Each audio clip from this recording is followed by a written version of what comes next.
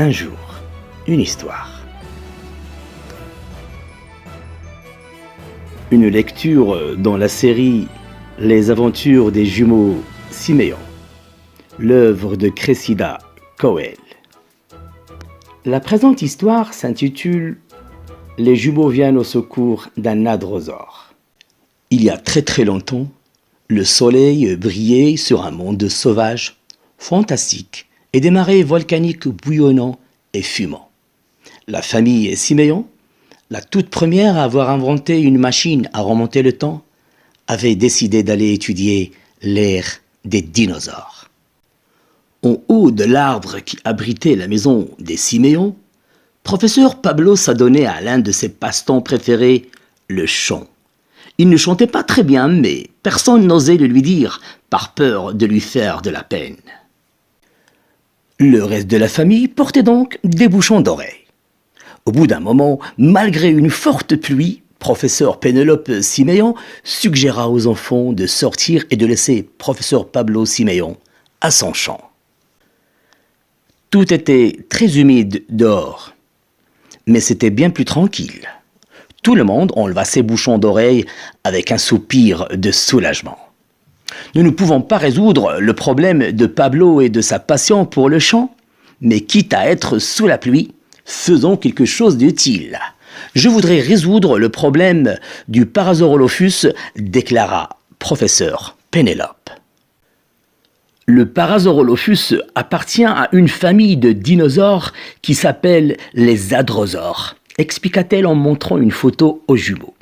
Le problème est que personne ne sait vraiment pourquoi il a une aussi grande crête sur la tête. « Est-ce qu'elle lui sert à se battre ?» demanda Asha. « Ou à parader pour attirer une femelle ?»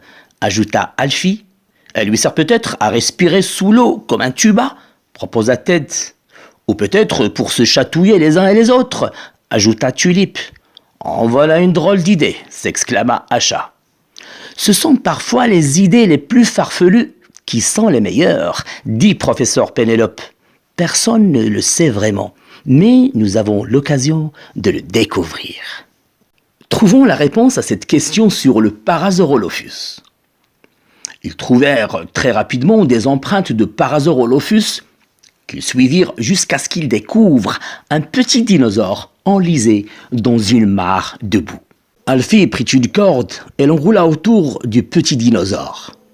Ensemble, ils tirèrent de toute leur force pour aider à sortir le dinosaure de la mare de boue dans laquelle il s'était enfoncé. « C'est un bébé Parasaurolophus !» s'écria professeur Pénélope Siméon. « Voyez-vous des indices qui indiqueraient comment ce Parasaurolophus utilise sa crête ?» demanda-t-elle. « Eh bien, il n'y a pas de trou au bout de la crête, donc il ne pourrait pas s'en servir pour respirer sous l'eau comme un tuba. » dit-elle en observant le dessus de la tête du petit hadrosaure. « Je le chatouille sous les bras depuis un moment et il n'a même pas ri une seule fois, ajouta Tulip. Ce qui veut dire que nous ignorons encore la réponse à la question sur le Parasaurolophus, déclara Asha très déçu. Pendant que nous continuons à y réfléchir, nous devons aider ce bébé Parasaurolophus à retrouver les siens, dit professeur Pénélope. « Regardez !» s'exclama Alfie en pointant du doigt droit devant lui. « La pluie a effacé toutes les empreintes. Comment allons-nous les retrouver ?»« Écoutez !» dit Ted. « Vous entendez ça ?»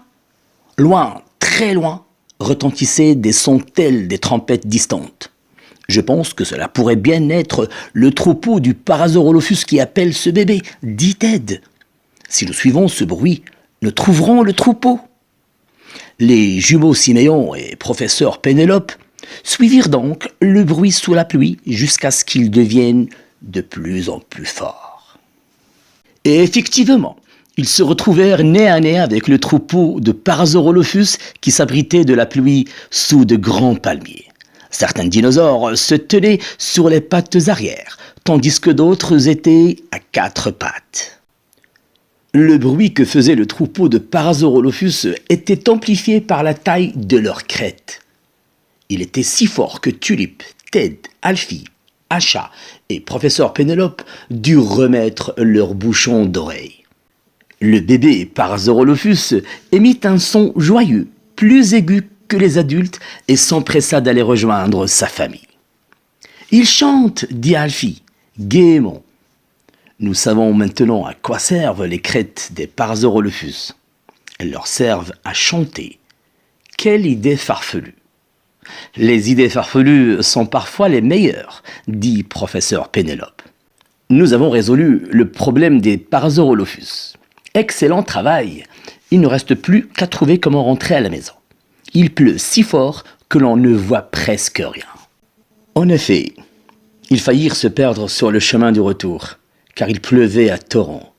Alors qu'ils s'approchaient de la maison, « Écoutez !» murmura Ted. Ils se turent. Ils entendirent la voix du professeur Pablo qui chantait à tue-tête. Il ne faisait pas autant de bruit qu'un adrosaure, mais on l'entendait quand même de loin. C'est ainsi qu'ils retrouvèrent le chemin de la maison. À la nuit tombée, à l'ère des dinosaures, les nuages étaient trop épais pour voir les étoiles et la pluie tomber sur ce monde sauvage et humide.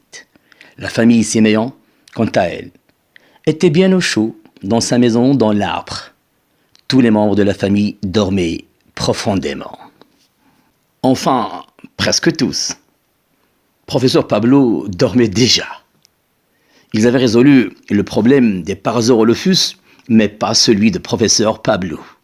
C'était simplement un professeur très bruyant.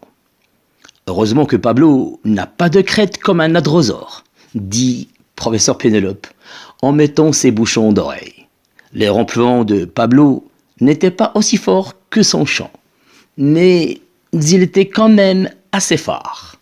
Un professeur bruyant a tout de même son utilité, surtout lorsqu'on est perdu sous la pluie, ajouta-t-elle en dormant.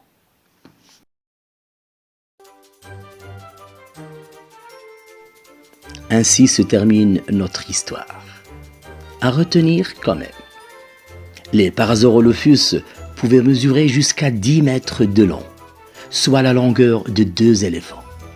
Ils se déplaçaient aussi bien à 4 pattes que sur les pattes arrière. Les scientifiques pensent que l'une des fonctions de leur crête était peut-être d'amplifier leurs cris. Merci d'avoir écouté cette histoire. C'était Axel.